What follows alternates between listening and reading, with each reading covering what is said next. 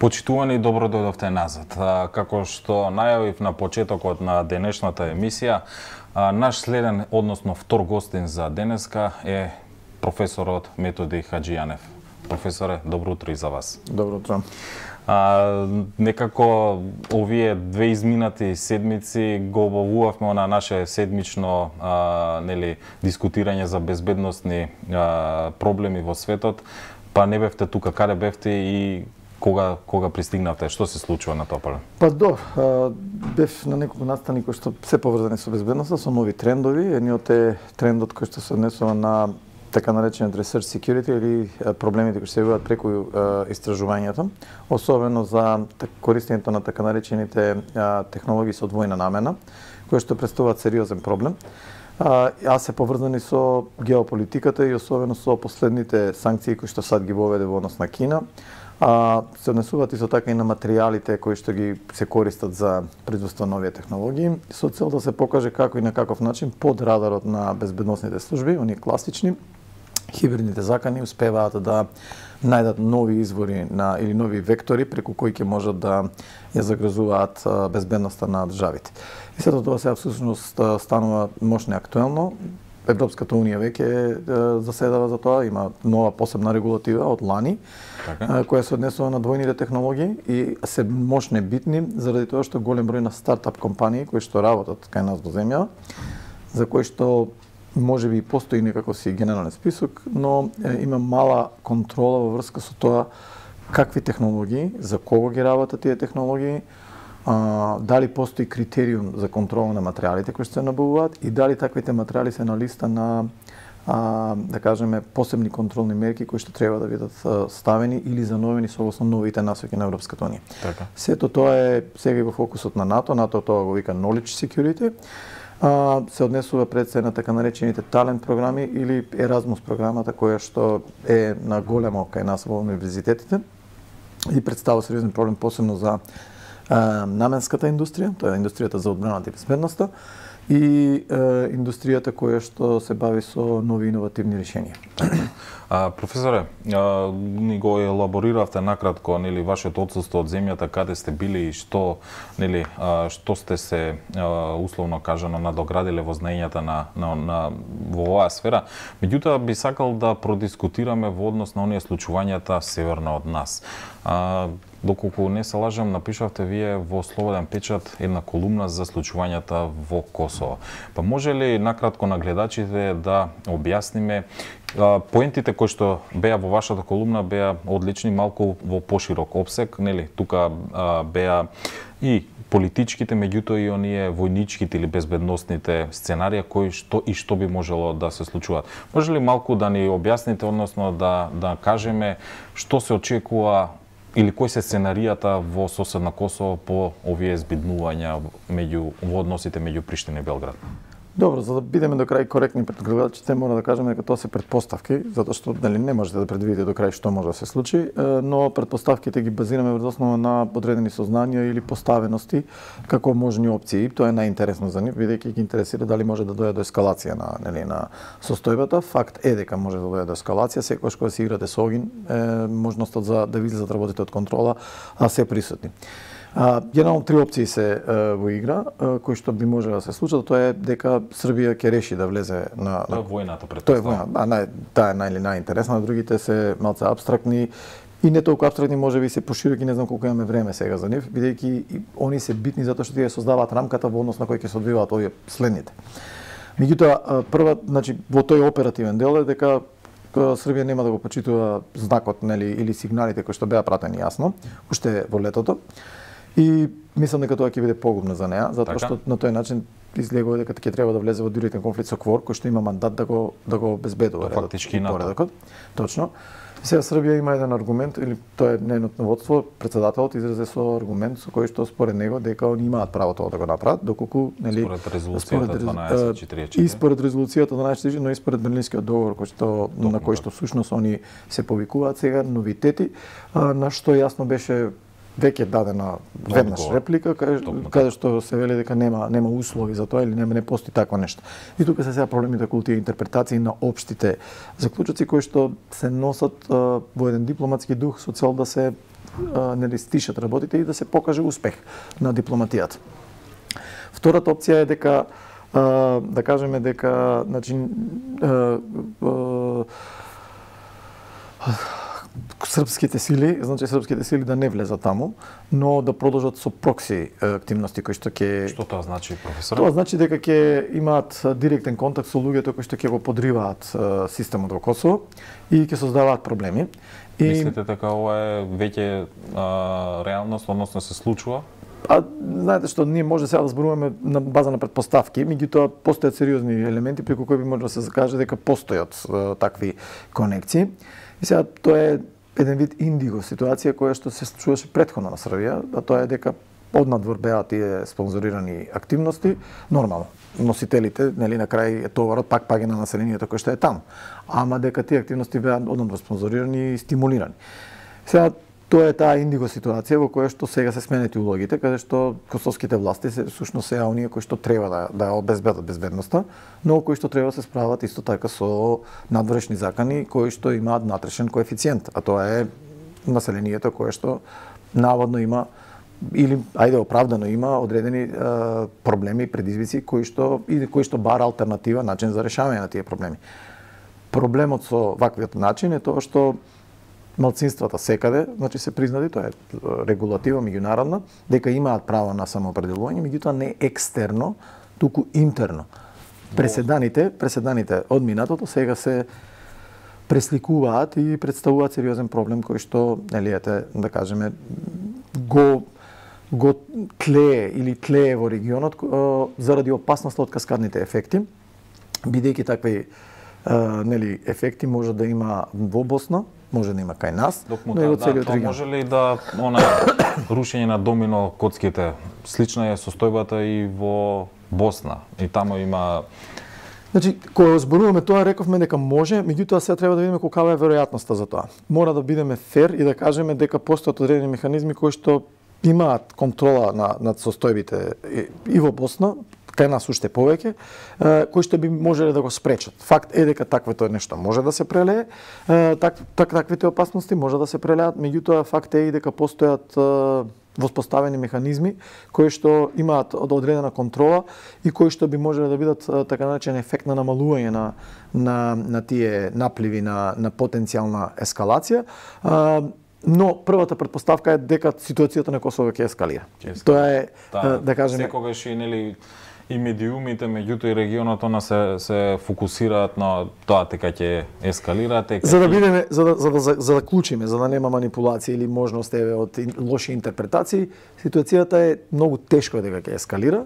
Се тоа според мене е шоу за внатрешна употреба и на косовските власти и на Србија, бидејќи едните и другите знаат дека се ставени во една добра комотна позиција, за жал се уште на стабилитократија, која што го става акцентот на стабилноста и безбедноста за сметка на жртвата околу отчетноста, демократијата, човековите права и така натаму, така натаму. Дали ова некоја предигра или предворје на она изјава што ја даде минатата недела, не знам доколку ја проследите, на Лајчек, специјалниот пратеник на Европската Унија за Косово и за Србија. Тој напомена дека до март, најверојатно 2023 година, ќе има некаков договор. Најверојатно сега работат интензивно на тоа.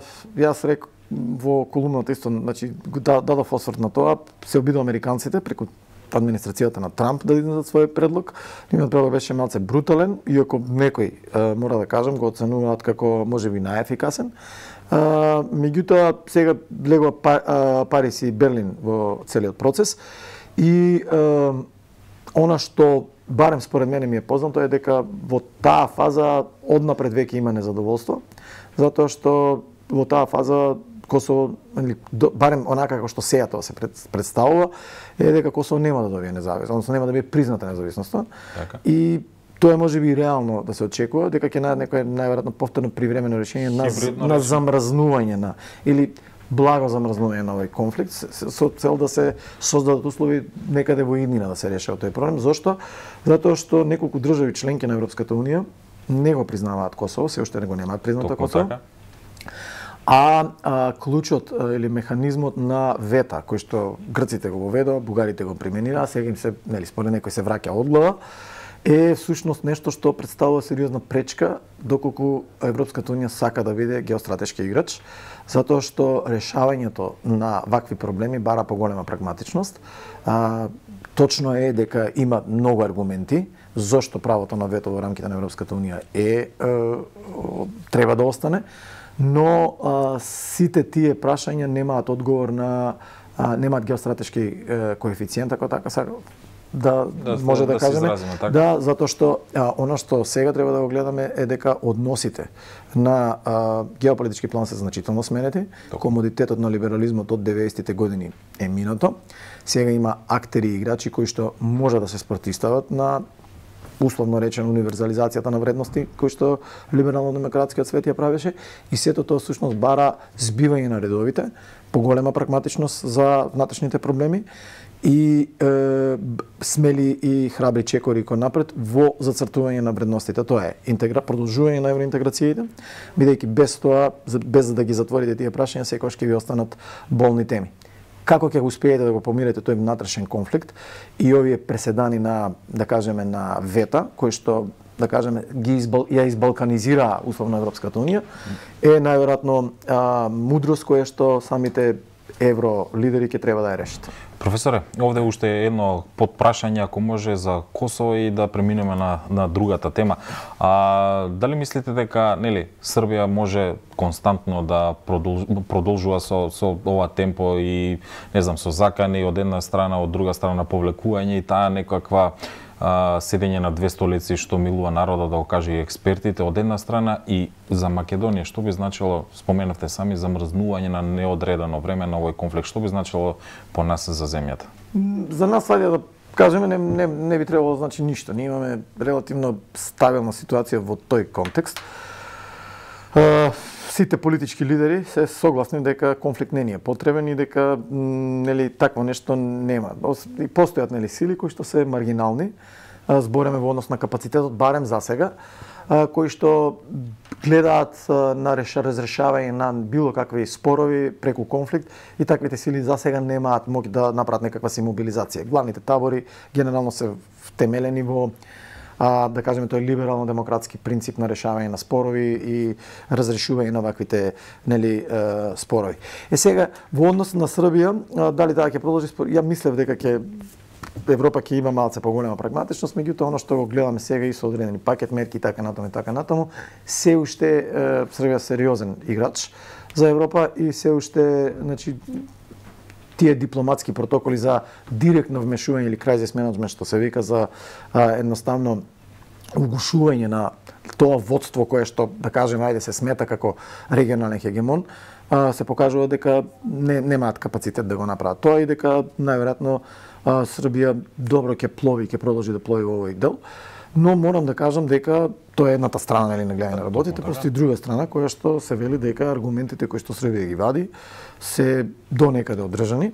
Токму така, на меѓународната заедница претседателот Вучич излезе и рече, јасно порача, имаме 4 договори, кажете за кого да се придржуваме. Токму тоа е оно што го спомнав на почетокот, тоа е таа дипломатска општост, каде што ви имате лоши интерпретации. Тоа е карактеристика за либералната демократија. Земете го самиот договор помеѓу Русија и Америка за повлекувањето. Генерално Запад го цени дека тоа значело дека проширувањето на НАТО не е проблем, не е предизвик. Русија тоа го интерпретира дека суштина постои изричен договор во кој што или верба која што била изразена тогаш дека НАТО нема да се шири кон исток, односно кон границите на Русија. Сега до ваму имате еден куп такви договори. Земете Босна сега, посебно со овој специјалниот пратеник таму за кој што постои сериозен проблем, каде што сега веќе не се проблем србите, туку се проблем конфликтот помеѓу бошњаците и хрватите, особено околу одредени заедници и така натаму и така натаму. Професоре, продискутиравме, направивме некаков пресек за случувањата во Косово. Овдека би сакал во километри, условно кажано, да се задржиме на регионот и да искоментираме дел од домашните случувања. Хибридните закани продолжуваат и понатаму. На почетоков од неделава бевме ние лично сведоци на дојава на лажна бомба. ГТЦ и уште 16 училишта во земјава, меѓу кои каде што е сместена нели редакцијата на Слободен печат, беше сведок на овие случувања. Денеска нашата насловна страница говори дека Македонија треба да побара од НАТО било каква некаква помош. Што може да очекуваме во таа насока? Тоа е, пак ќе кажам, не сум видел таа информација и од кај е тоа дека ние треба да бараме помош од НАТО е една лажна представа која што е создадена квази експерти во безбедноста, за кој што мора да почнеме јавно да говориме за тоа, кои што успеа да представат така лоша слика за НАТО, што можеби не е се, ама е добар дел влијае на ерозијата на довербата кон НАТО. Прво, НАТО не го прави тоа. Она што НАТО може, значи не се меша во внатрешната безбедност, внатрешните работи. Она што НАТО може да направи е да, доколку поседува разузнавачки информации, да ги сподели тие преку воспоставените механизми за таа работа. Зошто велам тоа? Затоа што НАТО јасно и кристално стои дека пред членот 5 е членот 3 во таму во НАТО, кај што вели дека вие треба прво сопствено да се изградите капацитет да се одбраните, потоа да давате предност во колективната безбедност. Колективната безбедност подразбира заштита од надврешни влијанија. Факт е дека НАТО разви го дооформи тој начин на одбрана од надврешни влијанија преку кризниот менеджмент и кооперативната безбедност, кои што задираат во вакви сегменти, меѓутоа се база на размена на информации и на соработка. Ако на тоа се однесува барањето за помош во НАТО, тогаш тоа е легитимно. Меѓутоа, да бараме ние сега дека НАТО ќе дојде да прати сили овде да не штити, малце дури и смешно, ама мислам дека и срамно. Затоа што ако сте членка на НАТО, вие имате одговорност да изградите таков капацитет. Меѓутоа, нели, политичките елити, дали независно дали од позицијата или тие од позициите на кои што им одговарат во дадената ситуација, секогаш го вадат од ракав овој џокер дека каде е НАТО сега да излезе во пресред. Токму тоа е резултат на овој квази експертизам кој што го велам, во кој што многу лошо се представи сликата на НАТО и се создаде лажна слика дека всушност НАТО е тој што треба тоа да го направи. Прочитате го договорот е многу кристално јасен, прецизен е, се е добро кажано таму и наша работа е да се справуваме со овие. Имаме воспоставено искрено, ако ги гледате структурите како се воспоставени, Европската унија е многу поповикана и многу подобро структурирана за вакви проблеми, бидејќи тука ви се соработката во полициските органи, во разузнавачкиот дел, соработката во, како се вика, во судството, соработката размена во јавното обвинителство, така натаму. Значи, има многу подобри механизми за справување со хибридни закани Европската унија отколку НАТО. НАТО има повеќе за конвенционални. Можеби кон Брисел ќе треба, односно кон Европската унија да упатиме некаква помош, да се надевам дека не е лошо, значи сега вака за да не бидеме лошо разбрани, не е лошо да бараме ние помош, бидејќи само да нагласам, сега тоа да не биде нели чисто можеби и смирувачко, но не треба да го спуштаме гардот од ова, е дека не сме единствени во регионот. На Словенија се случи уште пострашен проблем. Имаше вакви дојави, а во исто време беше направен така наречен DDoS напад врз бројот за итни бојување единствениот број 112. Да. 24 часа не им функционираше тој број, а во исто време имаа дојави за вакви бомби. Значи тоа значи дека ниту пожарна можете да повикате, ниту брза помош можете да повикате, значи едноставно ништо не функционираше. Преку ноќ го сменија директорот, зашто тоа е дозволено сето тоа и така натаму, но во секој случај сакам да кажам, значи ова сега не е дека ние бараме утеха или нешто или да оправдаме некого, сакам да кажам дека не сме единствени и дека ова е феномен кој што се случува во целиот регион. Што тоа значи? Кој стои на вистина за нив? Дали е исклучително организирана политичка структура со безбедносни цели или ова е конгломерат од такви структури, внатрешни структури и авантуристи кои што сакаат заради шега и така натаму, заради скренено внимание и така натаму, значи не треба да се исклучи. Но реакциите, тактичките процедури и така натаму мора да бидат апдейтувани секогаш на врвот на задачата и повторно засега сметам дека доста добро професионално го одработуваат тоа органите, особено во реакцијата. Факт е дека го спушта гардот, затоа што после 10 лаги, знаете, ние имаме и сказни бајки за тоа, за лажливото овчарче, после втората или третата лага вие веќе престанувате да верувате во тоа дека е вистина. Чувството морам да признам дека не беше пријатно кое што го доживувавме. Тоа чувство е секојдневно и кај средношколците, меѓутоа и кај нивните родители, пријатели и нели роднини. Овдека сакам да прокоментирам нели во однос на домашните случувања овие закани со бомби, сепак внатрешната безбедност е за прашање и секогаш е за коментар. Вчера нели беше повикан и директорот за Агенцијата за национална безбедност и денеска има продолжение на комисиската седница за улогата на АНБ во случајот со Онишченко. Па може ли малку да продискутираме на оваа проблематика, колку ние нели онаа служба која што треба да не штити од токму од овие и хибридни закани, меѓутоа и оние работи кои што обичниот граѓанин не ги гледа, е функционална?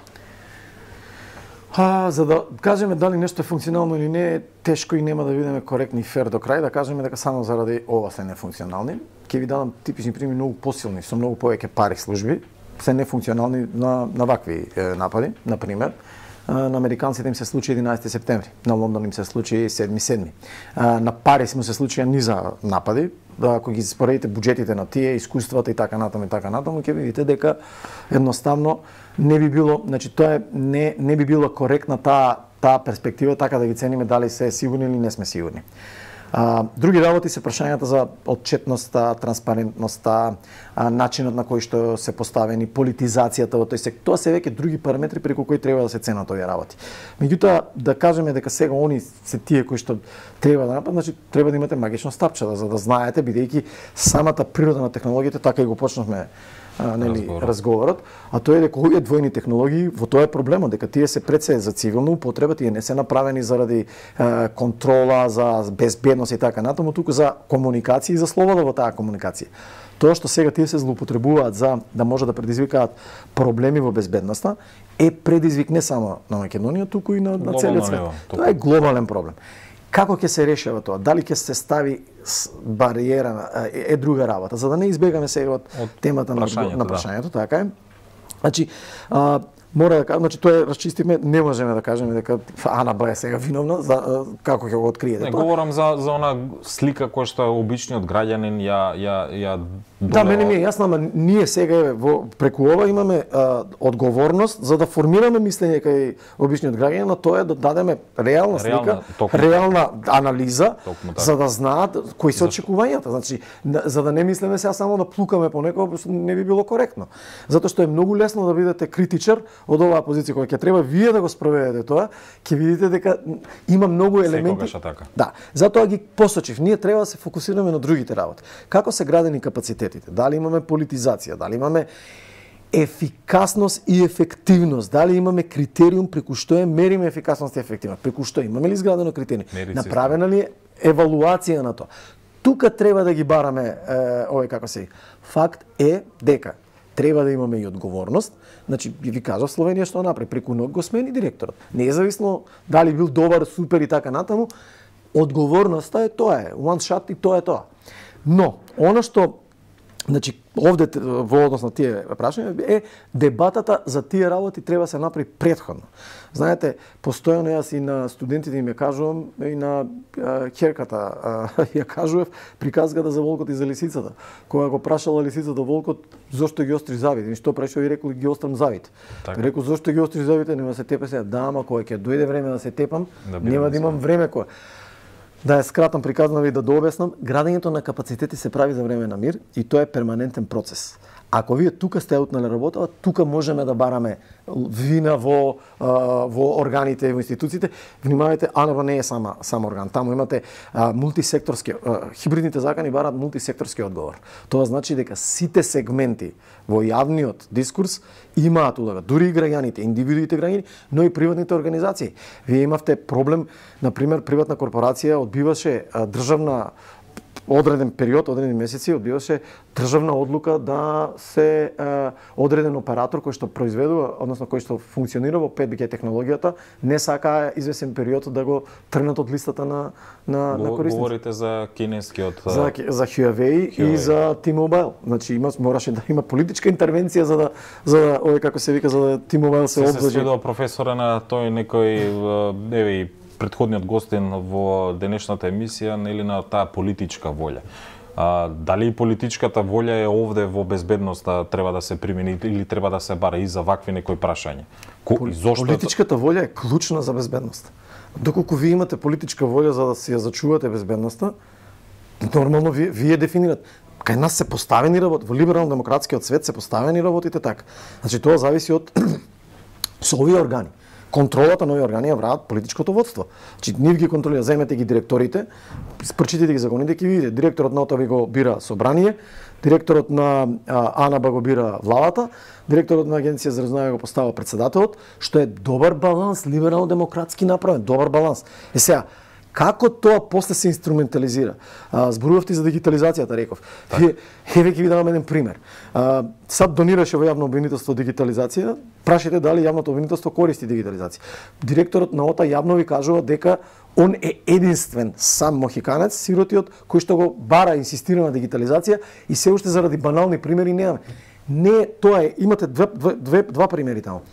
Не е толку тоа колку дека некои сакаат само корупција да прави. Имате отпор во администрацијата да прифатат дека треба да научат да користат дигитални средства. Тоа е проблемот. Луѓе кои што се за себе имаат себе перцепција дека се одредени авторитети, може би се и имаат аргумент за тоа, но тие одбиваат да ги надградуваат собствените капацитети. Времето на дигитализација, времето на напредок на технологии бара вие секојдневно да учите и да ги градите капацитети. Пак се враќаме на приказката со волкот и со лисицата. Меѓутоа, професоре, овде и во минатите емисии спомнавме колку македонските институции, домашните фирми, односно приватниот сектор вложува во заштита и во таа дигитализација. Тоа е прашање кое што нели треба да дискутираме и уште многу емисии, свеста да се подигне на повисоко ниво. Да, прво не треба да расчистиме со некои работи, а тоа е да почнеме да зборуваме за отворено за проблемите. Не само да ги гледаме проблеми од позиција и опозиција. Затоа што на крајот на денот таа опозиција ќе стане ден позиција, ќе треба да се бави со истите тие работи. Имавме делови кои што сега се, да кажеме, или беа, поранешни министри, кои што кога беа во опозиција зборуваа за чистота или нечистота на градот Скопје. Во нивно време кога се случи тоа, сите тие теми заминаа. И обратно, значи изминативе 30 години имаме таков лош дискурс во кој што се локализираат или се изместува тежештето на проблемот. Ние за еден пациент да го лечите, докторите ќе ви кажат он треба да признае прво дека е болен, за да може да прифатите ги прифатите. Ако не признае, тоа значи ако не признаеме ние дека имаме проблем, и можеме да зборуваме било што. И да заклучиме тоа тргува од секој, почнувајќи од мене, од вас, значи од секој поединец, таа промена мора да тргне од сите нас. Не можеме да бараме само некој, политичарите се криви или секој поединец има одредено ниво на одговорност. И одговорност кој што треба да се почитува. Таа одговорност, како и што пред малку нели на почетоков на денешнава емисија напоменав, некако слабо се слуша и во медиумите и кај Ако немате критериуми кои се независни, кои што ви се издадени преку кои ќе мерите ефективност и не само перформанс. Значи вие може да кажеме, еве ќе ви дам еден пример. Работиме со ДИКАВ на една програма сега за транспарентност и отчетност на разузнавачките служби, кај што се вели дека се мери од транспарентноста. Транспарентноста се мери во колку емисии сте се појавиле. Да, добре, тоа е перформанс. Каде е ефективноста? На кои емисии сте се појавиле? Зашто сте разговарале? Што всушност сте кажале? Како сте го кажале? Тоа е таа суштина на која што ние треба. Значи, реков, како ќе ги дефинираме тие критериуми? Така, тоа останува на нас. Се да надевам дека сите овие некои излагања и кои што ние како медиуми и како новинари се трудиме да ги презентираме на јавноста, сепак и ќе ги слушне некој од надлежните. Професоре, овде би сакал да ви се заблагодарам за денешното гостување. Ги начнавме оние актуелности како и секогаш кои што се примат во медиумите.